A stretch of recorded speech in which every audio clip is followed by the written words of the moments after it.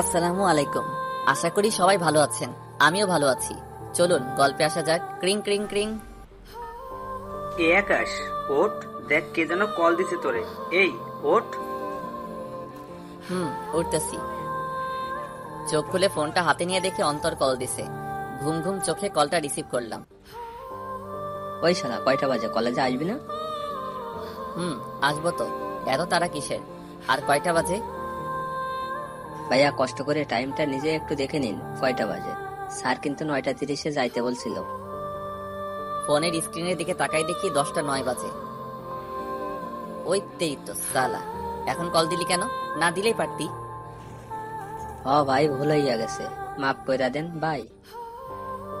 ওই শোন বল ভাই, কলেজের কি খবর? তোর কপাল ভালো, স্যার এখনো আসে নাই, বলেছে 10:20-তে আসবে। ওকে দোস্ত, তুই কলেজে 5 মিনিট অপেক্ষা কর, আমি 10 মিনিটের মধ্যে আসতেছি। ভালো হইলি না। আচ্ছা, তাড়াতাড়ি আয় ভাই। ওকে ওকে। লাফ দিয়ে বিছানা থেকে উঠলাম, দৌড়াইলাম ওয়াশরুমের দিকে। কোনো রকমে চোখে মুখে পানি দিয়া প্যান্ট শার্ট পরে রেডি হয়ে কলেজের দিকে যাইতেছি। চলেন পরিচয় পর্বটা সেরে নেই এখন। আমি আকাশ মাহমুদ। আমাদের পরিবারে বাবা মা, আমরা 2 ভাই, আর আমার ছোট কিউট কিউট 2টা বোন আছে। আমি বাবা মায়ের 2 মাত্র সন্তান, মানে মেজো ছেলে। আমি এখন ইঞ্জিনিয়ারিং পড়তেছি, ফরিদপুর পলিটেকনিক ইনস্টিটিউট। আর যার সাথে এতক্ষণ কথা বললাম তিনি হচ্ছেন আমার জিগরা দোস্ত অন্তর।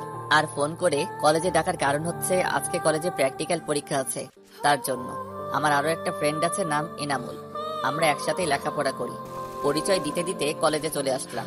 ক্লাসের সামনে দাঁড়ায় আছি আর ভাবতেছি, স্যার আজকে যাই বলুক না কেন সব হজম করে নিব। আল্লাহর নাম নিয়ে স্যারকে বললাম, স্যার আসবো? কে তুমি? স্যার আমি আকাশ, চিনতে পারতেছেন না? জি বাবা, আমি আপনাকে খুব ভালো করে চিনতে পারছি। তা বাবা, আপনার আগমনের সময় কোনো সমস্যা হয়নি তো? না স্যার, কিছুই হয় নাই। তোর আসতে এত লেট হলো কেন? বোঝাই যাইতেছে স্যার অনেক রেগে আছেন। আসলে স্যার, ম্যাসের একজন বন্ধু খুবই অসুস্থ হয়ে পড়ে, সেই জন্য আমি তাকে ডক্টরের কাছে নিয়ে গেছিলাম। সরি স্যার লেট করে আসার জন্য, আর এমনটা হবে না। আচ্ছা ঠিক আছে, এইবারের মতো মাফ করলাম। যা, খাতা নিয়ে পরীক্ষা শুরু কর। আমিও কথা মতো খাতার একটা পেজ নিয়ে অন্তরের পাশে গিয়ে বসলাম। ওই শালা, তুই মিথ্যা বললি কেন? তুই তো ঘুমাইতেছিলি। আরে বেটা, বুঝলি না? এখন যদি সত্যিটা বইলা দিতাম তাইলে আর আজকে পরীক্ষা দিতে হইতো না। আচ্ছা বাদ দে, এখন 10:40 বাজে, তাড়াতাড়ি শেষ কর, অনেক ক্ষুধা লাগছে। ওকে ওকে। তারপরে পরীক্ষা শেষ করে আমি অন্তর আর এনামুল ক্যান্টিনে গিয়ে পেট ভোজন করে আসলাম। এখন ক্যাম্পাসে বসে আছি।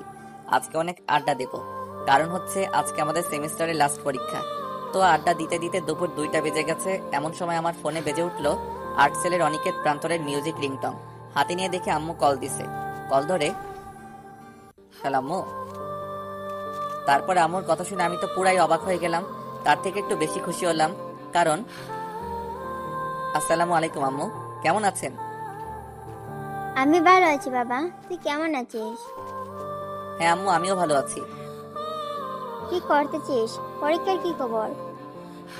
আম্মু আজকে পরীক্ষা শেষ হলো, তাই এখন আমি অন্তরা রেনামুল কলেজ ক্যাম্পাসে বসে আড্ডা দিতেছি। ওহ ভালো। তা শুন, একটা খবর দেওয়ার জন্য কল দিছি। একটু টেনশনে পড়লাম। আমাকে আমার কিসের খবর দেবে আম্মু? কি হয়েছে আম্মু? কোনো খারাপ খবর নাকি? তোমার কিছু হয়েছে নাকি আব্বুর কিছু হয়েছে?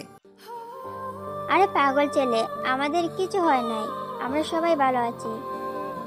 ও আল্লাহ বাঁচালে। তা বলো আম্মু, কিসের খবর?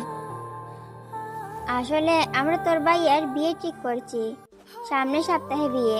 তুই একটা কাজ কর, তোদের যেহেতু পরীক্ষা শেষ, তাহলে তুই অন্তর আর এনামুলরে নিয়ে বাড়িতে চলে আয়। মনে মনে আমি একটু অবাক হলাম। ভাইয়ার বিয়ে, কিন্তু ভাইয়ার তো গার্লফ্রেন্ড আছে। কই, আবার অন্য মেয়ের সাথে তো বিয়ে ঠিক করে নাই তো। তাই সব ভেবে আম্মুকে বললাম, আম্মু ওদের না হয় নিয়ে আসলাম, কিন্তু ভাইয়ার বিয়ে কার সাথে দিয়েছ? আমার বান্ধবী মেয়ের সাথে। আল্লাহ, আজকে ভাইয়া নিশ্চিত সুইসাইড করবে, কারণ ভাইয়া সুমি আপুকে অনেক ভালোবাসে, আর আপুও। আল্লাহ জানে এখন কি হবে। তা না হয় বুঝলাম, কিন্তু আম্মু ভাইয়া কি রাজি এই বিয়েতে? ও রাজি। ও তাহলে তো সব ঠিকই আছে। আচ্ছা আম্মু, আমরা কালকে চলে আসব। আচ্ছা ঠিক আছে, সাবধানে আসিস।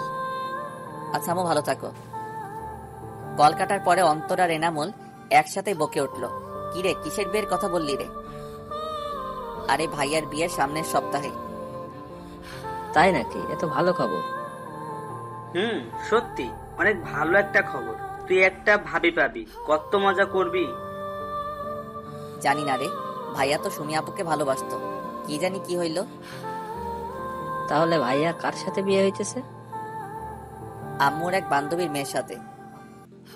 ও, আচ্ছা শোন, আমাদের তো সেমিস্টার শেষ হয়ে গেছে আর তোদের হাতেও কোনো কাজ নেই, তাহলে চল আমাদের বাসায়, আম্মু যেতে বলছে তোদের। সেটা না হয় বুঝলাম, কিন্তু বাসায় বলতে হবে তো। তুই ঠিকই বলছিস। আরে চাপ নিস না, আমি আছি তো। ঠিকই বলেছিস। আচ্ছা বাসায় তুই একটু বলে দে, তাহলে আর কিছু বলবে না। তুই বলে দে। আচ্ছা আচ্ছা ঠিক আছে, দে ফোন দে। তারপর ওদের বাসায় রাজি করালাম। এখন তাহলে বাসায় যাওয়া যাক নাকি? আবার সবকিছু তো রেডি করতে হবে। চল তাহলে। তাহলে বাসায় এসে একটু রেস্ট নিয়ে গোসল করে খাওয়া দাওয়া করে ব্যাগ প্যাক করে রাখলাম, সকালেই যেতে হবে। এখন একটু ফেসবুকে ঢোকা যাক, তারপর রাতে খেয়ে ঘুমিয়ে পড়লাম। সকালে ঘুম থেকে উঠে ফ্রেশ হয়ে রেডি হলাম বন্ধুদের বাসার দিকে। তার আগে একটা কল দিয়ে নেই। ক্রিং ক্রিং। কিরে কি করিস? এই তো রেডি হয়ে তোদের বাসার দিকে যাইতেছি। তোরা রেডি তো? রেডি, একটু বাকি আছে।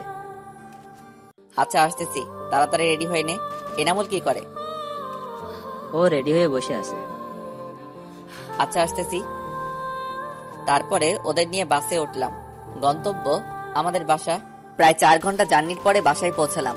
বাসার সামনে গিয়ে কলিং বেল বাজাতেই আম্মু এসে দরজা খুলে দিল। কেমন আছিস আব্বু? কেমন শুকিয়ে গেছিস? ঠিকমতো খাওয়া দাওয়া করিস না নাকি?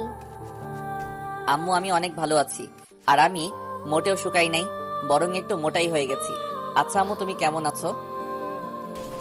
আমিও ভালো আছি। আচ্ছা দরজায় দাঁড়িয়ে কথা বলবি নাকি ভেতরে আসবি? আর তোরে না বলছিলাম তোর 2 বান্দরকেও নিয়ে আসবি? ভেতরে তো যাবই, আর আমার বান্দরগুলো আছে, ওই দেখো আসতেছে। ভাইয়ার বিয়ের কথা শুনে অনেক খুশি হয়েছে। ভালো। আসসালামু আলাইকুম আন্টি, কেমন আছেন? ওয়ালাইকুম আসসালাম। তা বাবা তোমরা কেমন আছো? হ্যাঁ আন্টি, আমরা ভালোই আছি, আর একটু বেশি ভালো আছি, কারণ ভাইয়ার বিয়ে বলে কথা। এরই মধ্যে আমার কিউট কিউট 2টা বোন এসে আমাকে জড়িয়ে ধরে বলতেছে, ভাইয়া কেমন আছেন? এই তো ভালো আছি, তুই কেমন আছিস? আমি ভালো আছি। ওইদিকে সুরাইয়া, মানে আমার একদম ছোট বোন, সে তো আমারে জড়াই ধরে কেঁদেই দিল। ভাইয়া কেমন আছিস? আর আমারে ফুলে তুই কেমনে থাকিস? আমার কথা কি তোর মনে পড়ে না? আরে পাগলি কাঁদছো কেন? আর আমি তো ভালোই আছি, তুমি কেমন আছো? এতক্ষণ ভালো ছিলাম না, এখন ভালো আছি। আচ্ছা চল ভিতরে চল। হ্যাঁ আচ্ছা আসো, ভিতরে আসো। আমরা ভিতরে আমার রুমে গিয়ে বসলাম, একটু রেস্ট নিয়ে ফ্রেশ হয়ে রুম থেকে বের হইলাম। আম্মু কই গেলা? ক্ষুধা লাগছে তো? এই তো রান্নাঘরে আছি আমি, হয়ে গেছে আমার। তুই ওদের নিয়ে টেবিলে বস, আমি আসতেছি। আচ্ছা। একটু পরে আম্মু খাবার নিয়ে আসলো, আর আমরা একসাথে খেতে বসলাম। আচ্ছা আম্মু, আব্বু কোথায়? ওদের আব্বু তো একটু বিজনেসের কাজে বাইরে গেছে, চলে আসবে 2-3 দিনের মধ্যেই। ও আচ্ছা। তা সুমাইয়া, তোর লেখাপড়া কেমন চলতেছে? এই তো ভাইয়া ভালোই চলতেছে। ভালো করে পড়িস, আর মাত্র কয়েক মাস বাকি এসএসসির পরীক্ষার। আচ্ছা ভাইয়া। তা সুরাইয়া, আপনার কি খবর বুড়ি? ওই আমারে বুড়ি বলবি না, বলে দিলাম। আর আমার পড়া অনেক ভালো, সুমাইয়ার থেকেও। না রে ভাইয়া, ওর পড়ালেখা একদমই ভালো না। এই বছর একটা ফেল করেছিল, স্যার আমার জন্য, তাই স্যারের বললে পরের ক্লাসে উঠাই দিছি। ভাইয়া মিথ্যা কথা, আমি অনেক ভালো। ও মিথ্যা কথা বলতেছে, আমি মাত্র একটা বিষয় ফেল করছি। আচ্ছা আচ্ছা, কানতে হবে না, আমি তো জানি আমার বুড়িটা অনেক ভালো ছাত্রী। সে মাত্র একটা বিষয় ফেল করেছে, কিছুই হবে না, সামনের বার সে সবগুলাই পাশ করবে। এইবার তো টুতে অনেক ভালো করবা, তাই না? ভাইয়া। হুম, আচ্ছা। ওই তোরা খা, কথা কম বল। তারপরে খেয়ে আমরা রুমে আসলাম। বিকেলের দিকে আমরা ঘুরতে বের হলাম। আমার কিছু এলাকার বন্ধুর সাথে বসে আড্ডা দিয়ে রাত 10টায় বাসায় আসলাম। তারপরে খাওয়া দাওয়া করে ঘুম দিলাম। এইভাবে 3 দিন পার করলাম। এর মধ্যে ভাইয়ারে কল করে বাসায় নিয়ে আসা হলো। ভাইয়া ঢাকা একটা সফটওয়্যার কোম্পানিতে চাকরি করে। দেখতে দেখতে গায়ে হলুদের দিন চলে আসলো। সন্ধ্যায় ভাইয়ার গায়ে হলুদের সময় একটা মেয়ের দিকে চোখ পড়লো। একটা হলুদ কালারের শাড়ি পরে আমার দিকে আসতেছে। মেয়েরে দেখে ছোট্ট করে একটু ক্রাশ খেলাম। হলুদ শাড়িতে যা লাগছে না, মনে হচ্ছে প্রথম দেখাতেই ভালোবেসে ফেললাম। আমার সামনে এসে সোজা আমার মুখে হলুদ মাখাই দিল। আমিও কম যাই কিসে, আমিও হলুদ নিয়ে ওরে দিলাম মাখিয়ে, আবার আমারে দিল। এবার আমি দিয়ে দৌড় দিলাম। এসে সুমাইয়ার পেছনে দিয়ে যাইতেছিলাম। সুমাইয়া এসে সামনে এসে দাঁড়াইলো। সুমাইয়াও হলুদ মাখিয়ে দিল। তখনই ওই মেয়েটা আমার সামনে চলে আসছে। আর মেয়েটা সামনে আসতে সুমাইয়া বলল, আরে মিথিলা, তোর এই অবস্থা হলো কি করে? এই যে আপনার ভাইয়ের জন্য। ওহ ভাইয়া, আপনারা তো বলাই হয়নি। এর নাম মিথিলা, আমার বেস্ট। ও, ইনি তাহলে তোর বেস্টু? জি ভাইয়া। তো ভাইয়া কেমন আছেন? হুম, ভালো আছি। তুমি কেমন আছো? আমিও ভালোই আছি। তো ভাইয়া, আপনার বড় ভাইয়া তো হয়ে গেল, আপনার কবে হবে? হবে, সময় হলেই হবে।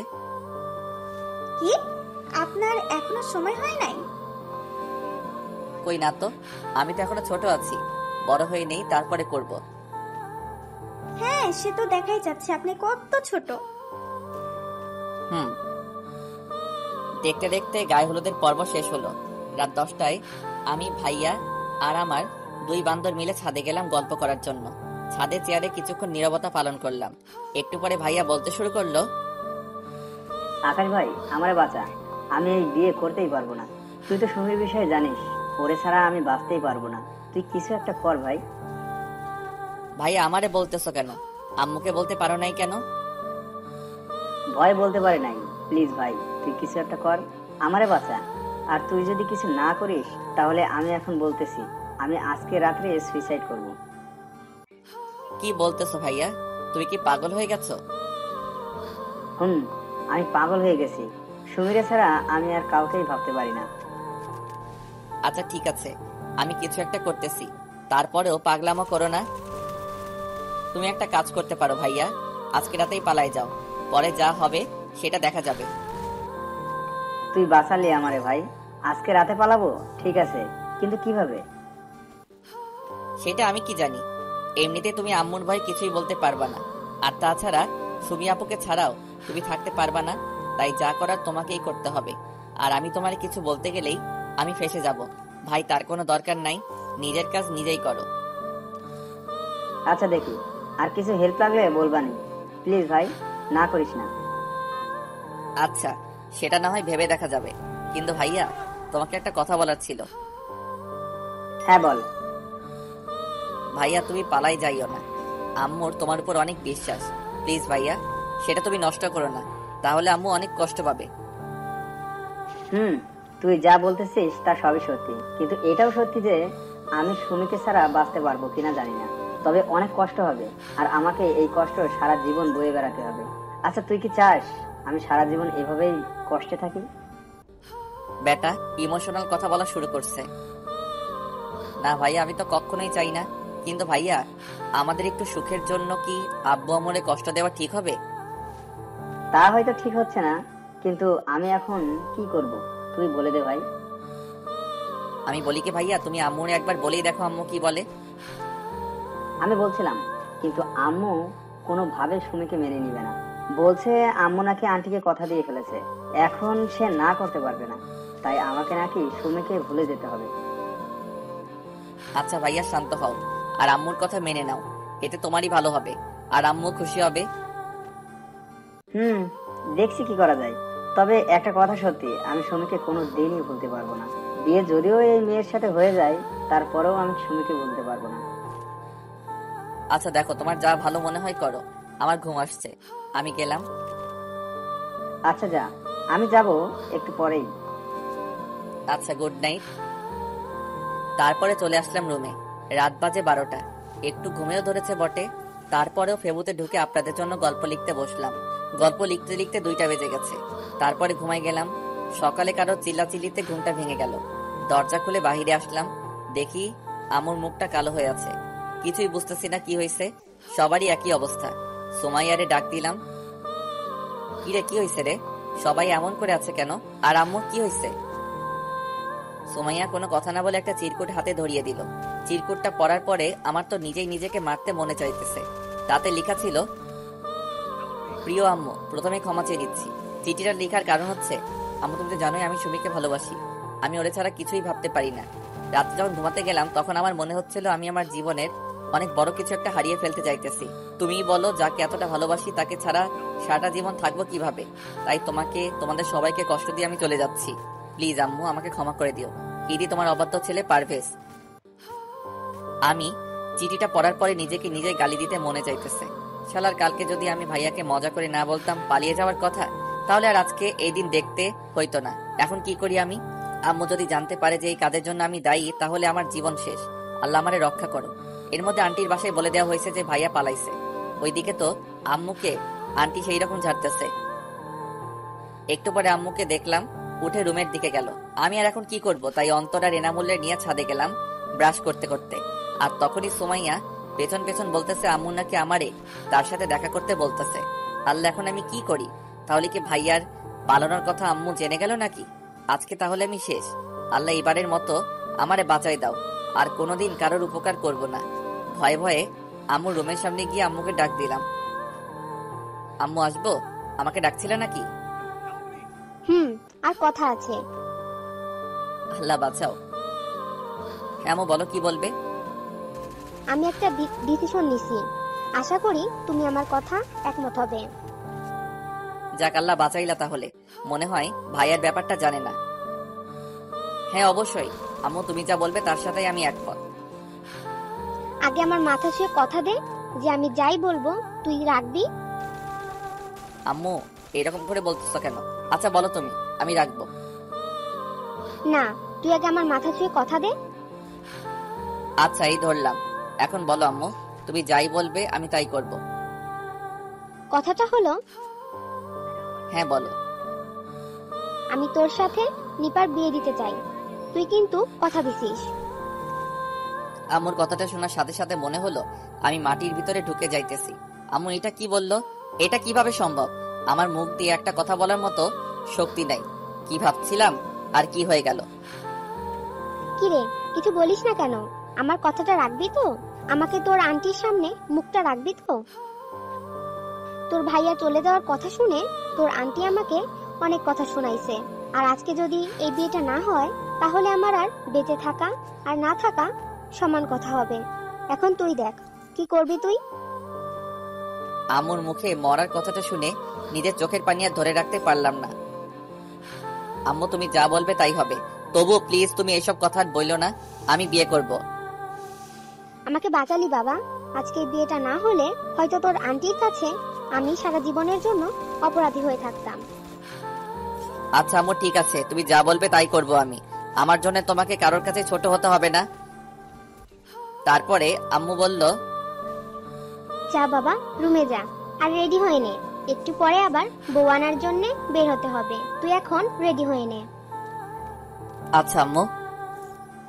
রুমে চলে আসলাম মুখটা কালো করে। এনামুল জিজ্ঞেস করলো, কি রে, কি হয়েছে রে?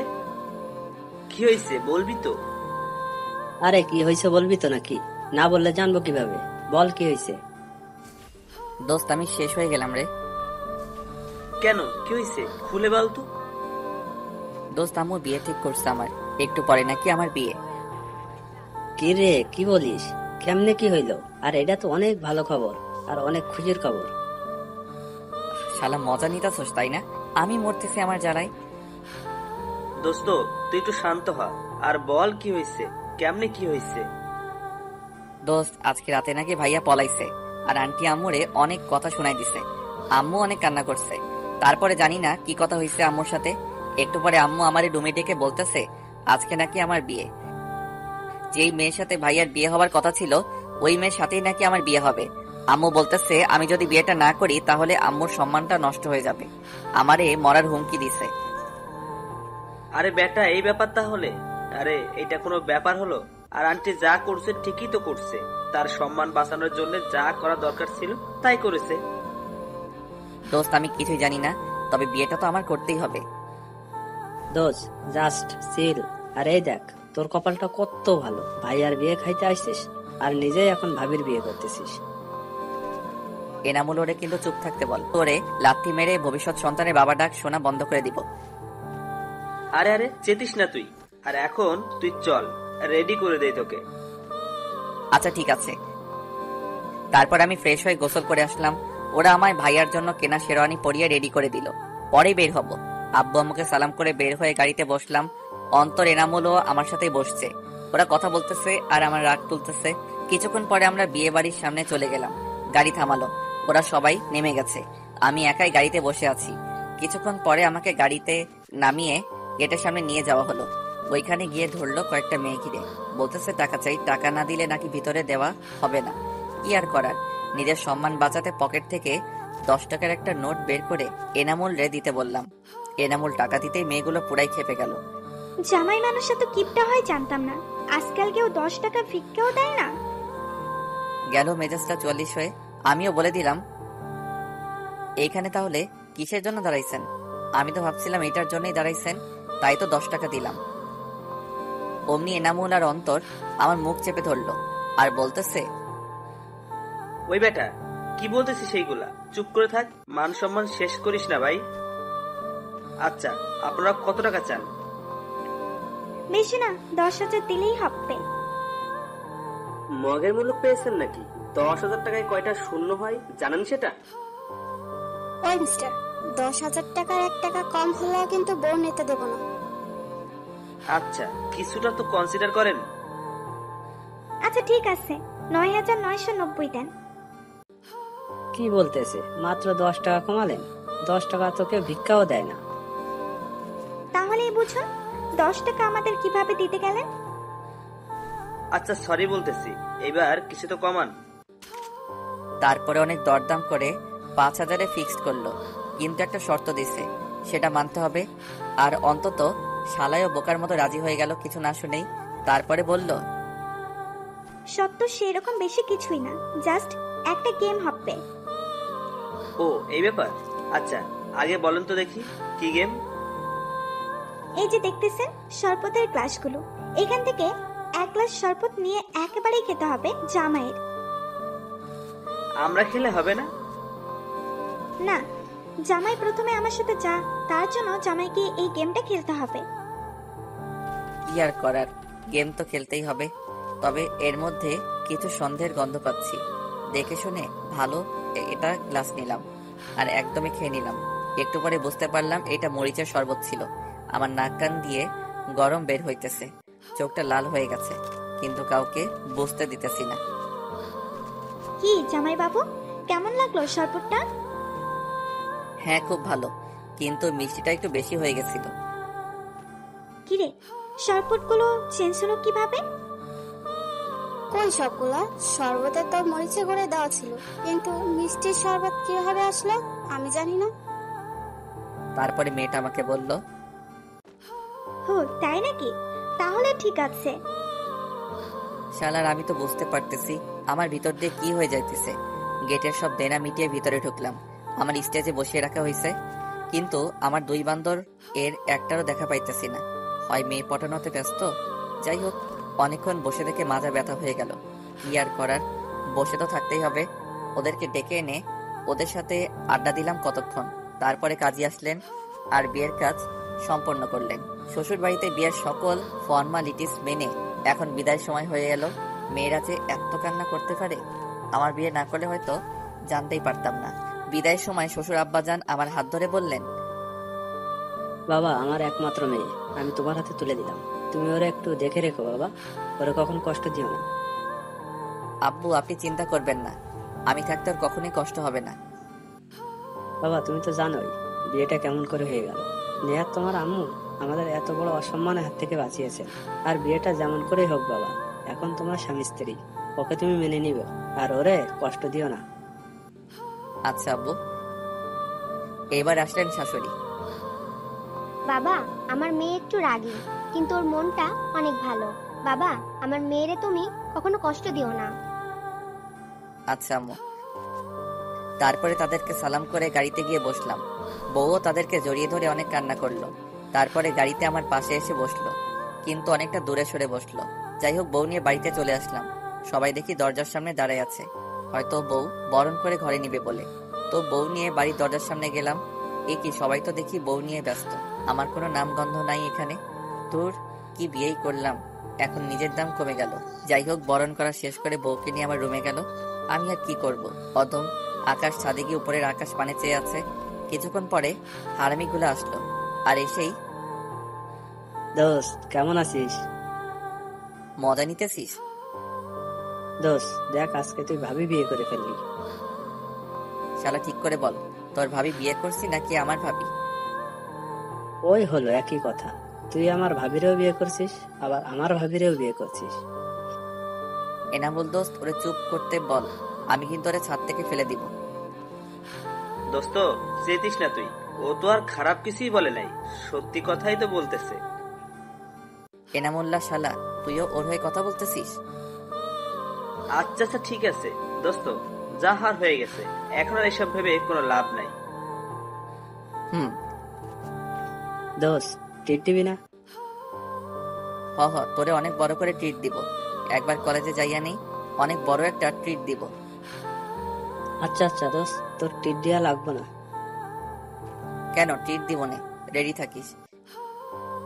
এর মধ্যে আম্মু ছাদে আসছে, আর এসে বলতেছে, কিরে আকাশ, এইখানে কি করিস? আম্মু কিছু না, এই তো আমরা বসে আড্ডা দিতেছি। আজকের দিনেও আড্ডা দিতে হয়? ঘরে বৌমা একা বসে আছে, যা রুমে যা। আচ্ছা আম্মু। আম্মু চলে গেল। দোস্ত যা তাহলে বাসর ঘরে, আজকে কিন্তু বিড়াল মারতেই হবে। ওই শালা বিড়াল কেন মারবো? আরে বাসর রাতে বিড়াল মারতে হয়, তুই ঘরে যা, সব বুঝতে পারবি। আচ্ছা। অন্তত আর এনামুল আমারে আমার রুমের সামনে নিয়ে গেল। আমার কেমন যেন ভয় ভয় লাগতেছিল।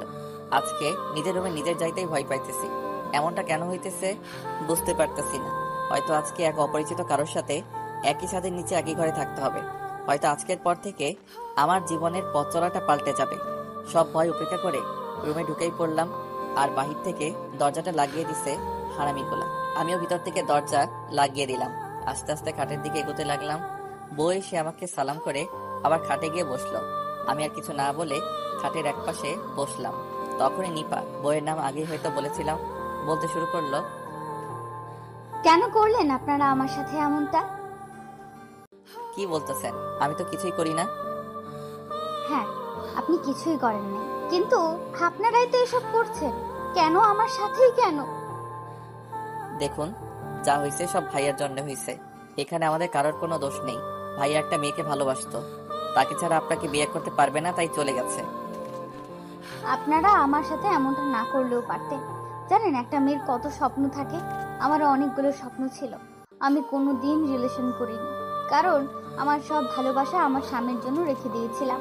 আপনার ভাইয়ার সাথে বিয়ে ঠিক হওয়ার পর থেকে তাকে নিয়েই ভাবতে শুরু করেছিলাম। অত এক মুহূর্তেও সব এলোমেলো করে দিল। যাই হোক, যা হওয়ার হয়ে গেছে। তবে আমার কিছু কথা আছে, আশা করি আমার কথাগুলো মেনে নেবেন। হ্যাঁ বলুন। আমি এখনো আপনাকে স্বামী হিসেবে মেনে নিতে পারি নাই। হয়তো কোনো মেয়ের পক্ষেই এত তাড়াতাড়ি মেনে নেওয়া সম্ভব না, তাই আমার কিছুদিন সময় চাই। আশা করি আমি না বলা পর্যন্ত আমার কাছে আসার চেষ্টা করবেন না। ওকে, এখন আপনি ঘুমিয়ে পড়ুন। আমি আমার ড্রয়ার থেকে সিগারেটের প্যাকেট বের করে বারান্দায় গেলাম। আমি আবার সিগারেট খাই, তবে খুব বেশি না, অল্প। গিয়ে দরজাটা বাইরে থেকে বন্ধ করে দিলাম। রাত তখন 1টা বাজে। সিগারেট খাচ্ছি আর ভাবছি নিপার কথা। সত্যি আমরা ওর সাথে হয়তো খারাপ করেই ফেলেছি। এমনটা ভাই আর না করলেও পারতো। সত্যি তো, একটা মেয়ের অনেকগুলো স্বপ্ন থাকে, আর আমরা তা নষ্ট করে দিলাম। হ্যাঁ, আমাকে ওর কথাগুলো মানতেই হবে। ও যতদিন নিজ ইচ্ছায় না বলবে, ততদিন আমি ওরে টাচ করব না। অনেকক্ষণ বসে থেকে কেমন ঘুম ঘুম পাচ্ছে। এইদিকে সিগারেটও শেষ, যাই গিয়ে ঘুমিয়ে পড়ি। রুমে ঢুকতে দেখলাম নিপা ঘুমিয়ে আছে। ওর চুলগুলো ফ্যানের বাতাসে উড়ে একবার মুখে পড়ছে, আবার সরে যাচ্ছে। ঘুমন্ত অবস্থায় একটা মেয়েকে এতটা সুন্দর লাগে আমার আগে জানা ছিল না। আমি একধানে চেয়ে আছি। মন চাইছে একবার গিয়ে ওর চুলগুলো ছুঁয়ে দেই, একবার ওর নরম ঠোঁটগুলো ছুঁয়ে দেই, কিন্তু না, আমি তো এইটা করতেই পারি না। ও নিজেই বারণ করছে। যাই হোক, অনেকক্ষণ এইভাবে দাঁড়িয়ে থেকে ভাবলাম, এখন আমি কোথায় ঘুমাই? একই খাটে ঘুমাইতে গেলে রাতে হয়তো টাচ লেগে যেতে পারে, তার থেকে ভালো আমি সোফায় ঘুমাই। যেই ভাবা সেই কাজ, সোফায় ঘুমিয়ে পড়লাম। সকালে ঘুম ভাঙলো কারোর ডাকে। চোখ খুলে দেখি নিপা ডাকতেছে। হয়তো মাত্রই গোসল করছে। চুল থেকে পানি টপ টপ করে পড়তেছে, মুখেও কিছুটা পানির ফোঁটা লেগে আছে। এক নজরেই তাকিয়ে আছি ওর দিকে। এ যেন এক নেশার মতো কাজ করছে। সবকিছুই আমার এলোমেলো হয়ে যাচ্ছে। আমার নেশা কাটলো নিপার ডাকে। এই যে কি হলো, ডাকছি শুনতে পাচ্ছেন না? কি হলো, কথা বলছেন না কেন? হ্যাঁ হ্যাঁ, কি কি হলো, কতক্ষণ ধরে ডাকতেছি, শুনেন নাই নাকি? হ্যাঁ না মানে না। হ্যাঁ কি না শুরু করছেন? উঠেন, আম্মু ডাকতেছে, খেতে যাওয়ার জন্য বলতেছে। ও হ্যাঁ, আচ্ছা আপনি নিচে যান, আমি ফ্রেশ হয়ে আসতেছি। আচ্ছা। আমি চলে গেলাম ওয়াশরুমে। ফ্রেশ হচ্ছি আর ভাবতেছি কি আছে ওর মাঝে। যখনই তাকাই কেমন যেন হয়ে যায় আমি। ফ্রেশ হয়ে বের হয়ে দেখি নিপা দাঁড়িয়ে আছে। আমি বললাম, কি হলো, আপনি নিচে যান নাই? না, ভাবলাম একসাথেই যাই। আমি আগে গেলে আবার কি না কি ভাববে। আচ্ছা ঠিক আছে, আপনি দাঁড়ান, আমার হয়ে গেছে। তারপরে বের হলাম দুইজনে, গিয়ে টেবিলে বসলাম। আমার পাশে নিপা বসলো। তারপরে খাওয়া দাওয়া শেষ করে রুমে চলে আসলাম। একটু পরে নিপাও চলে আসলো, আর এসে বলতেছে, এই শুনুন, আজকে আমাদের বাসায় যেতে হবে, বিকেলে রেডি হয়ে থাকবেন। কেন আপনাদের বাসায় যেতে হবে কেন? বিয়ের পরে সবারই যেতে হয়। আচ্ছা ঠিক আছে। তারপরে দুপুরে খেয়ে দিয়ে বন্ধুদের নিয়ে একটু ঘুরতে বের হলাম। আর সারাটা সময় আমারে জ্বালাই খাইছে। সন্ধ্যার একটু আগে আম্মু কল দিল। হ্যালো আম্মু। ওই হারাম দাদা, কই তুই? আম্মু আমি তো একটু মাঠের দিকে। কেন, কি হয়েছে? তোরে বৌমা সকালে বলে নাই আজকে ওদের বাসায় যেতে হবে? আম্মু ভুলে গেছি। তাড়াতাড়ি বাসায় আয়, তোর শ্বশুর আসছে। আচ্ছা আম্মু। ফোনটা রেখে ওদেরকে নিয়ে বাসায় চলে গেলাম। গিয়ে দেখি শ্বশুর আসছে, সাথে আরো কয়েকজন। গিয়ে সালাম করলাম, তারপরে কিছু কথা বললাম। সন্ধ্যার পরে গেলাম শ্বশুর বাড়ি, সাথে আমার 2 বান্দরও আছেন। শ্বশুর বাড়ি গিয়ে মনে হয় বিপদেই পড়ে গেলাম। এত খাতির যত্ন। খাবার টেবিলে গিয়ে তো আমি অবাক। এত খাবার, আর কমপক্ষে 30 পদে রান্না করছে। যাই হোক, খাওয়া দাওয়া করে রুমে গেলাম। আমাকে নিপার রুমে থাকতে দেওয়া হয়েছে। বউ বলে কথা, বউয়ের সাথেই তো থাকতে দিবে। রাতে ঘুমাইতে গিয়ে বাঁধলো আরেক সমস্যা।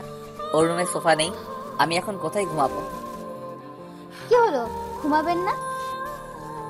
হ্যাঁ ঘুমাবো তো, কিন্তু আপনার রুমে সোফা নেই, ঘুমাবো কোথায়? থাক, সোফা খুঁজতে হবে না, আপনি খাটেই ঘুমান, সমস্যা নেই। আর নিজে ঠিক থাকলেই সব ঠিক। আচ্ছা। ঘুমাইতে গেলাম, মাঝে একটা কোলবালিশ দিয়ে ঘুমাইলাম। সকালে ঘুম থেকে উঠে তো আমি পুরাই অবাক। চোখ খুলতে দেখি নিপা আমাকে জড়িয়ে ধরে আছে। ঘুমন্ত অবস্থায় নিপাকে ঘুমপড়ির মতো লাগতেছে। আমি মুগ্ধ নয়নে দেখছি, কি অপরূপ সৌন্দর্য। কতক্ষণ তাকিয়েছিলাম জানি না। একটু পরে মনে হলো নিপা নড়ে চড়ে উঠছে। নিপা চোখ খুলতেই আমাকে ওর দিকে তাকিয়ে থাকতে দেখে কিছুটা লজ্জায় পড়ে গেল। সরি, আমি আসলে বুঝতে পারিনি। It's okay. তারপরে ফ্রেশ হতে গেলাম। ফ্রেশ হয়ে এসে রুমে বসে আছি। এমন সময় নিপা আসলো রুমে আর বলল খেতে ডাকে আম্মু। আমিও চলে গেলাম খেতে। খাওয়া দাওয়া করে আবার রুমে চলে আসলাম। একটু পরে কিছু শালিকা আসলো, রুমে এসেই বলতেছে, কি দুলা ভাই, রাত কেমন কাটলো আমাদের আপুর সাথে? আরে সেটা দুলাভাইকে দেখেই বোঝা যাচ্ছে, রাতটা ফাটাফাটি কাটছে। কি দুলাভাই, ঠিক বললাম তো? হ্যাঁ একদম ঠিক বলছো। তার দুলা ভাই শুধু আপুকে নিয়ে থাকবেন? আমাদেরকে কি একটু সময় দিবেন না? হ্যাঁ কেন নয়, আমার এত সুন্দর সুন্দর শালিকারা আছে, আর আমি তাদের সময় দিব না? এটা কি হয়? এই তো আমার দুলাভাইয়ের মতো কথা। তাহলে আজকে আমাদের ঘুরে নিয়ে যাবেন? আচ্ছা নিয়ে যাব, কিন্তু আমি তো এখানে কোথাও ঠিক মতো চিনি না। আরে দুলা ভাই, আপনার চিন্তা হবে না, আমরা আছি তো। আপনি শুধু আমাদের সাথে যাবেন। আচ্ছা। এর মধ্যেই নিপা চলে এলো রুমে, আর এসেই ওদেরকে পাঠিয়ে দিল রুম থেকে। এই যে মিস্টার। আকাশ? হ্যাঁ, আপনাকে ওরা কি বলতেছিল? কই কিছু না, এমনি আড্ডা দিচ্ছিলাম। আমি কিছু শুনেছি, সো মিথ্যা বলবেন না। আরে ওরা বলতেছিল আজকে ঘুরতে যাবে, তাই আমাকে নিয়ে যাবে। ও, তা আপনি কি বললেন? আমি আর কি বলবো, এত সুন্দর সুন্দর শালিকারা আমাকে ধরছে, আমি কি না করতে পারি? ও ভালো। নিপা আর কিছু না বলে রুম থেকে চলে গেল। বিকালে শালিকাদের নিয়ে ঘুরতে গেলাম। অনেক ঘুরে সন্ধ্যায় বাসায় ফিরলাম। রাতে খেয়ে ঘুমিয়ে পড়লাম। সকালে উঠে ফ্রেশ হয়ে নাস্তা করে সবার থেকে বিদায় নিয়ে বাসায় চলে আসলাম। এইভাবেই চলে গেল বেশ কয়েকদিন। এরই মধ্যে আমাদের কলেজ খুলে গেল, কিন্তু আমি একটা বিষয় এখনো জানতাম না, আর তা হলো নিপাও নাকি আমাদের কলেজে পড়ে। কিন্তু কিভাবে কি? আমি তো রোজ কলেজে যাই, তাহলে ওকে আগে কখনো দেখি নাই কেন? আম্মুর কাছে বিষয়টা জিজ্ঞেস করায় বললেন ও নাকি হোস্টেলে থাকে, আর হোস্টেল থেকে বেশি বের হয় না, আর যখন বের হয় তখন বোরখা পরে বের হতো। যাই হোক, পরের দিন সকালে কলেজের উদ্দেশ্যে বের হব, এমন সময় আম্মু বললেন, আকাশ, তুই আর বৌমা যেহেতু একই কলেজে পড়িস, তাহলে তুই ওকে নিয়ে যা। এত দূরের রাস্তা, আগে তো ওর আব্বু ওকে দিয়ে আসতো, এখন তুই আছিস, তুই ওকে নিয়ে যা। কি আর করার, ওকে নিয়ে বের হলাম। সবার থেকে বিদায় নিয়ে ওকে নিয়ে বাস স্টেশনে গেলাম। টিকিট কাটলাম, দুইজন পাশাপাশি সিটে বসলাম। গন্তব্য কলেজ। ও, আপনাদের তো বলতে ভুলেই গেছি, এনামুল আর অন্তর নিপাদের বাসা থেকে এসেই চলে যায় ওদের বাসায়। কলেজে পৌঁছাতে 4 ঘন্টা লেগে গেল। এর মধ্যে নিপা বাসে ঘুমিয়ে পড়েছিল, আমার কাঁধে মাথা রেখেই ঘুমিয়েছিল। বাস থেকে নেমে একটা রিক্সা নিলাম, ওকে কলেজ গেটে নামিয়ে দিয়ে আমি আমার মেসে চলে গেলাম। অনেকদিন পরে মেসে আসলাম, রুম গোছালাম, তারপরে ফ্রেশ হয়ে হোটেল থেকে খাবার এনে রাতে খেয়ে শুয়ে পড়লাম। কিন্তু ঘুম আর আসছে না। এতদিন তো একসাথে ঘুমাতাম, মাথায় এখন শুধু নিপা। অনেক কষ্টে ঘুমালাম। সকালে ফোনের শব্দে ঘুমটা ভেঙে গেল। তাকিয়ে দেখি আননোন নাম্বার, রিসিভ করি নাই, তাই বেশ কয়েকবার রিং হচ্ছে। বিরক্ত হয়ে রিসিভ করলাম। হ্যাঁ, কে বলছেন? আর এত সকাল সকাল ফোন দিছেন কেন? আমি নিপা বলতেছি। আপনি এখনো ঘুমিয়ে আছেন? ও আপনি? না, আসলে অনেক রাত পর্যন্ত জেগেছিলাম তো, তাই উঠতে একটু দেরি হয়ে গেছে। আচ্ছা, এখন উঠে কলেজে যান, আম্মু এটা বলতেই বলেছিল। ও আচ্ছা। দূর শালা, কই ভাবলাম বউয়ের হয়তো আমার উপর একটু মন নরম হয়েছে, তাই কল দিছে। এ তো দেখে আম্মু বলছে বলে কল দিল। দূর, ভাল লাগে না।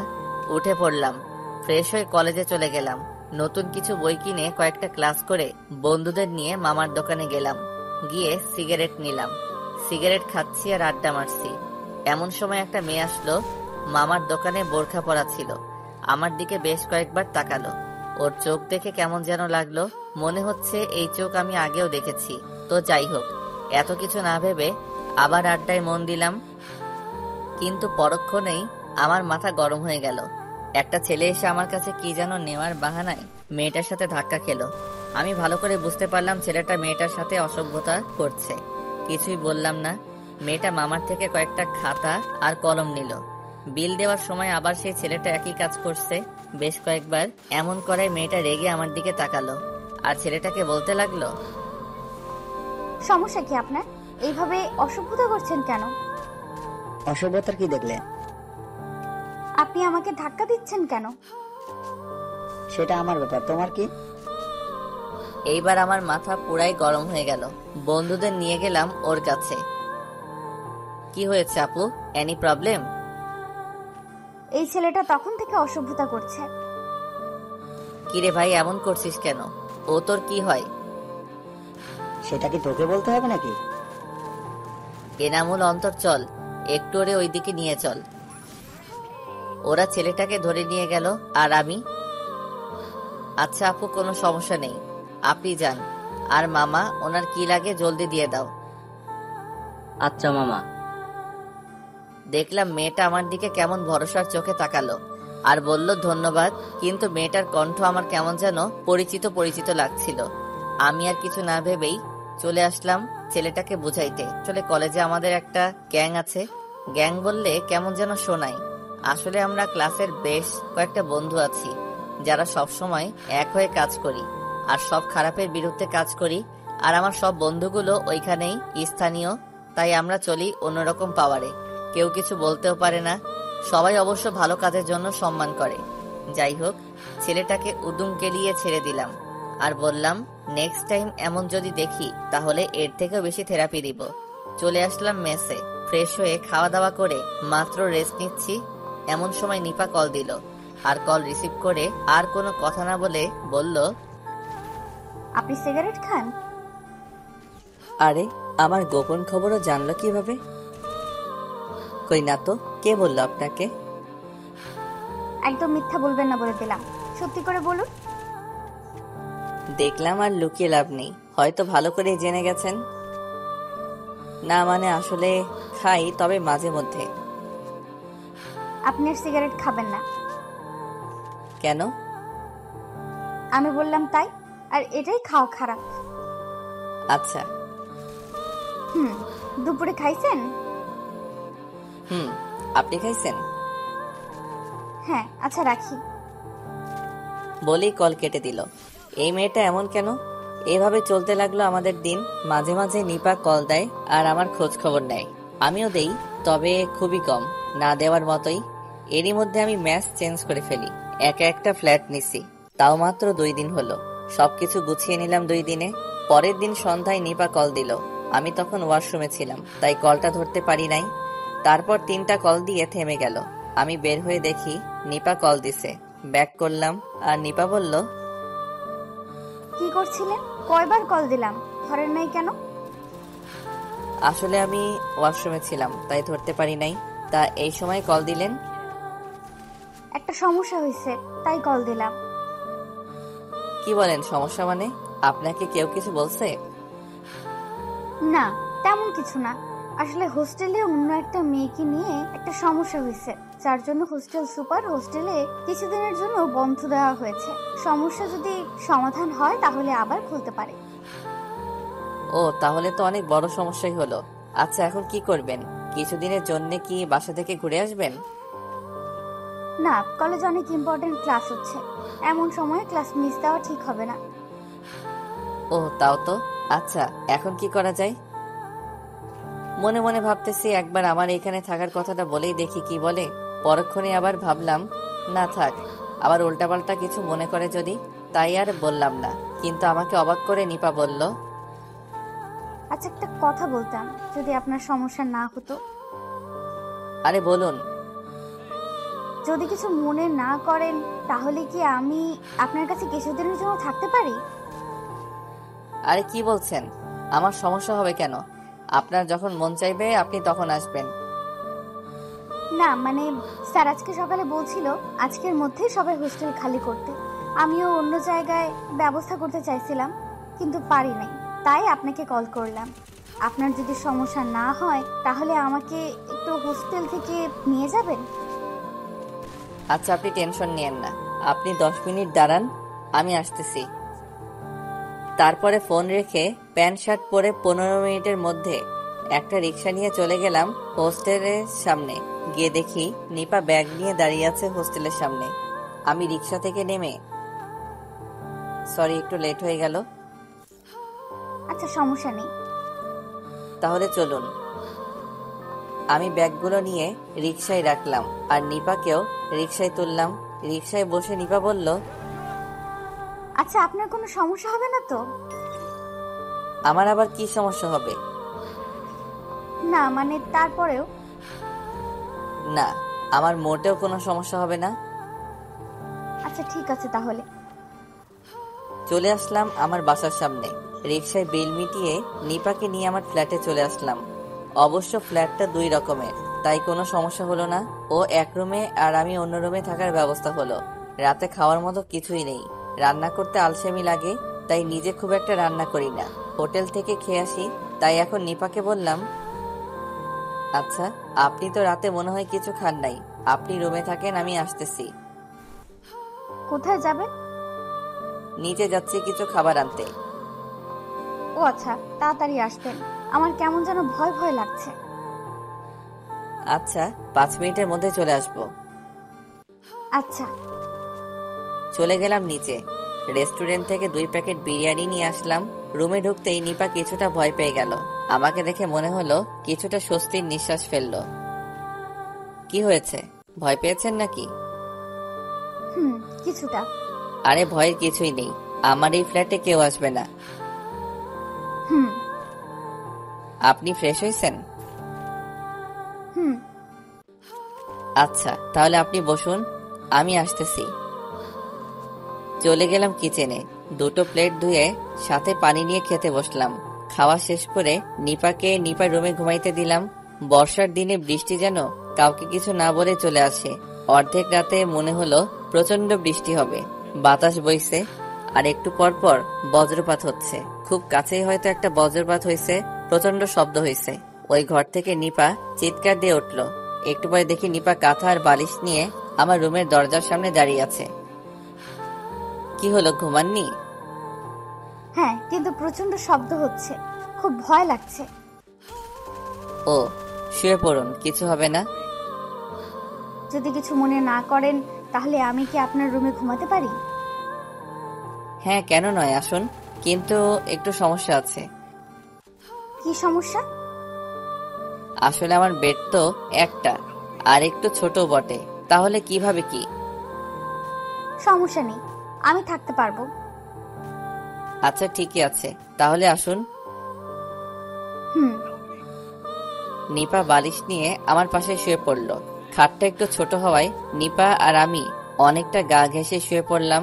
একটু পরে মনে হলো নিপা কাঁপছে। কপালে হাত দিয়ে দেখি অনেক জ্বর। কি করি এখন? তাড়াতাড়ি উঠে পড়লাম আর একটা গ্লাসে পানি আনলাম, আর আমার রুমালটা ভিজিয়ে ওর কপালে জলপট্টি দিতে থাকলাম। এতে দেখি ও আরো কাঁপছে, মনে হয় শীত লাগছে।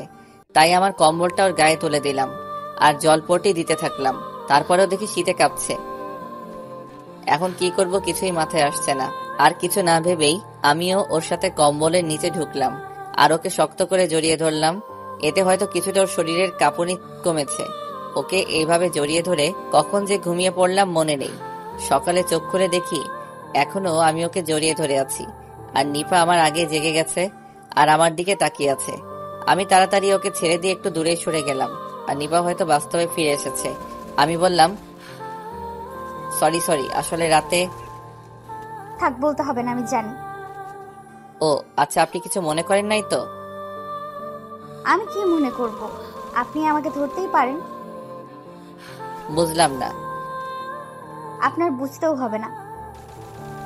আচ্ছা, আমার বুঝতে হবে না। এখন দেখি তো জ্বর আছে কিনা। এই বলে ওর কপালে হাত দিলাম। না, এখন আর জ্বর নেই। কিন্তু ও কি বলল, আর আমার বুঝতে হবে না কেন? যাই হোক, তারপর ওকে বললাম, এখন কেমন লাগছে? এখন অনেক ভালো লাগছে। আপনি আমার সেবা করছেন, আর আমি কি ভালো না হয়ে থাকতে পারি? হইছে, এখন আর এত কথা বলতে হবে না। আপনি উঠে ফ্রেশ হয়ে নিন, আমি খাবার নিয়ে আসতেছি। খাবার আনতে হবে না, আপনি বাজার করে নিয়ে আসুন, আমি রান্না করব। কি বলছেন আপনি? এখন অসুস্থ, আপনি পারবেন না। আমি বলছি না আমি ঠিক আছি। আপনি বাজার করে নিয়ে আসুন, আমি পারবো। কি আর করার, বাজার করেই আনলাম। আর আসার সময় কিছু হালকা খাবার নিয়ে আসলাম। সকালে রান্না করে দুইজনে খেয়ে কলেজে চলে গেলাম। আসার সময় ওকে নিয়েই ফিরলাম। রাতে আবার একই অবস্থা, আবার জ্বর। কি আর করা, গত রাতের মতো আজকেও জলপটে দিলাম, পরে জড়িয়ে ধরে শুয়ে পড়লাম। কিন্তু আজকে কেমন যেন লাগছে নিজের ভেতরে। হয়তো নিজের ভিতরে পুরুষত্ব জেগে উঠতেছে। অনেক কষ্ট করে কন্ট্রোল করলাম, তবুও মন চাইছে কিছু একটা হয়ে যাক। ও তো আমারই স্ত্রী, আমার সম্পূর্ণ অধিকার আছে ওর উপরে। এসব ভাবছি এমন সময় নিপা জ্বরের ঘরে আমাকে জড়িয়ে ধরে আর জ্বরের ঘরে বলতে থাকে, আকাশ, আমি তোমাকে ভালোবাসি, কিন্তু তুমি আমাকে একটুও ভালোবাসো না। আকাশ, কেন আমায় ভালোবাসো না? আমি কি দেখতে খারাপ? কি নেই আমার মাঝে? তোমার কি একবারও মন চায় না নিজের বউকে আদর করতে? আকাশ, আমি তোমাকে সত্যি অনেক ভালোবাসি, একবার আমাকে ভালোবেসেই দেখো। এই নিপা, কি কি বলছো এইসব আবল তাবল? আকাশ, আমি তোমাকে সত্যিই অনেক ভালোবাসি। প্লিজ আমাকে একটু আদর করো, একটু ভালোবাসো আমায়। এই বলে নিপা আমাকে আরো জোরে ঝাপটে ধরে আর এতটা কাছে চলে আসে যে আমি ওর হার্টবিট এর প্রতিটা ধ্বনি শুনতে পাচ্ছি। ওর ঠোঁট আমার ঠোঁটের এতটাই কাছে যে গরম নিঃশ্বাস আমার মুখে এসে পড়ছে। হঠাৎ আমার ঠোঁটে নরম কিছু একটা স্পর্শ পেলাম। বুঝতে আর বাকি রইল না এটা নিপার ঠোঁট। তারপরে ওকে সরিয়ে দেওয়ার চেষ্টা করলাম, কিন্তু ও এমনভাবে জড়িয়ে ধরে আছে যে আমি এক চুল পরিমাণ সরতে পারছি না। এইদিকে আমার ঠোঁটের সামনে কিস করেই চলেছে। নিজেকে আর আটকে রাখতে পারলাম না, আমিও রেসপন্স করতে শুরু করলাম। অনেকক্ষণ এইভাবে কিস করে যাচ্ছি, কিন্তু ও আমাকে ছাড়ছেই না। মনে হচ্ছে পাগল হয়ে যাচ্ছে আমি। এই প্রথম কোনো মেয়ের এতটা কাছে আসলাম আমি, আর এই প্রথম কাউকে কিস করলাম। ও পাগলের মতো কিস করে চলেছে, আমিও রেসপন্স দিয়ে চলেছি। এক পর্যায়ে ওর কপালে, ঘাড়ে, গলায়, ঠোঁটে কিস করতেছি। দেখি ওর নিঃশ্বাস ভারী হয়ে আসছে, ঘন ঘন নিঃশ্বাস নিচ্ছে। দুইজনেই অস্থির হয়ে গেছি।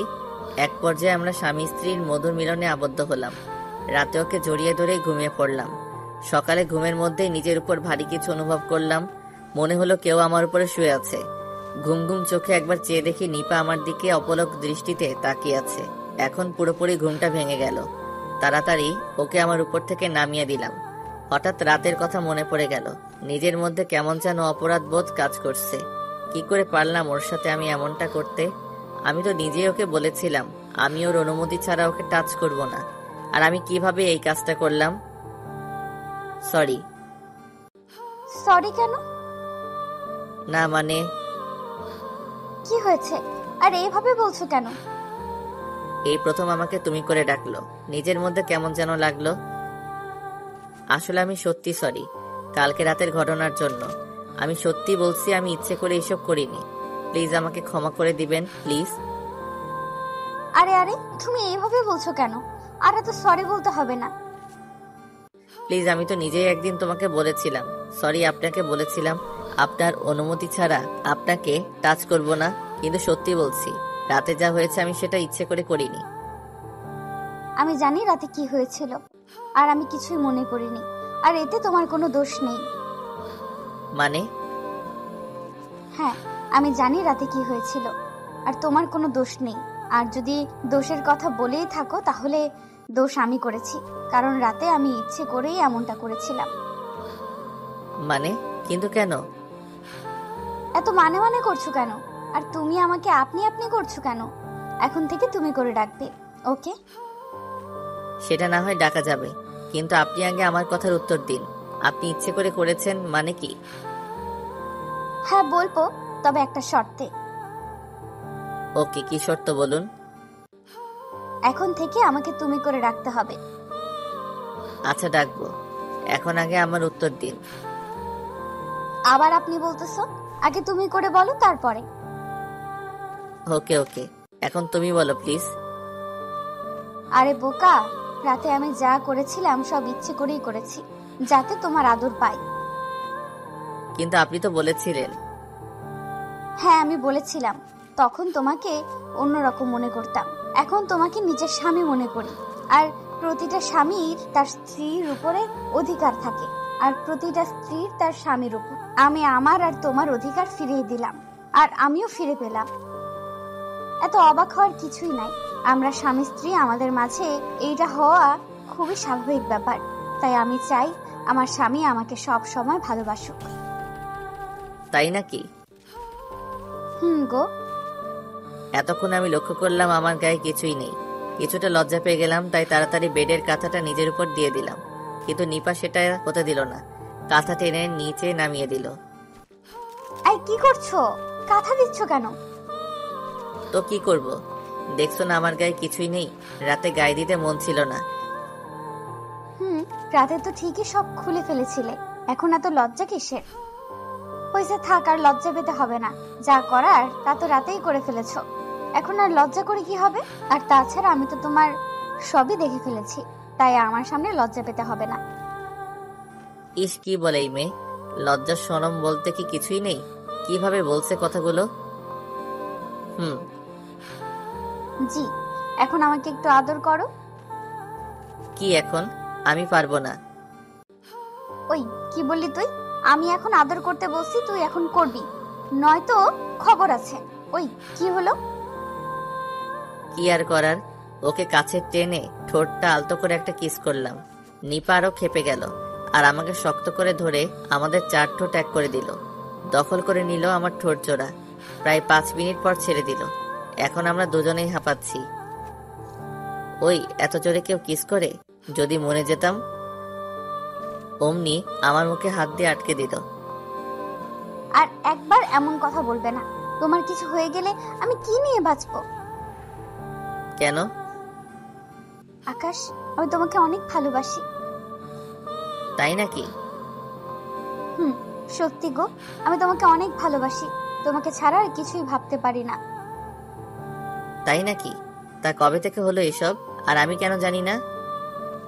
তোমার মনে আছে একদিন দোকানে বসে তুমি আড্ডা দিচ্ছিলে, আর তখন বোরকা পরা একটা মেয়ে দোকানে আসে, আর তখন একটা ছেলে ওই মেয়েকে ডিস্টার্ব করছিল, আর তখন তুমি ছেলেটাকে অনেক মেরেছিলে।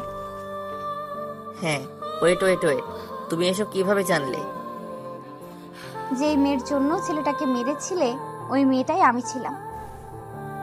কি, ওইটা তুমি ছিলে? ওইটা আমি ছিলাম। আর তখন একটা বিষয় আমার ভালো লাগে, আর তা হলো তুমি চেনো না জানো না, কিন্তু একটা মেয়েকে অপমানিত হতে দেখে সেই মেয়েটাকে সাহায্য করলে আর অপরাধের প্রতিবাদ করলে। আর এই বিষয়টা আমার কাছে অনেক ভালো লাগে। আর এই ছোট্ট ভালো লাগা থেকে আস্তে আস্তে ভালোবাসায় রূপান্তরিত হয়।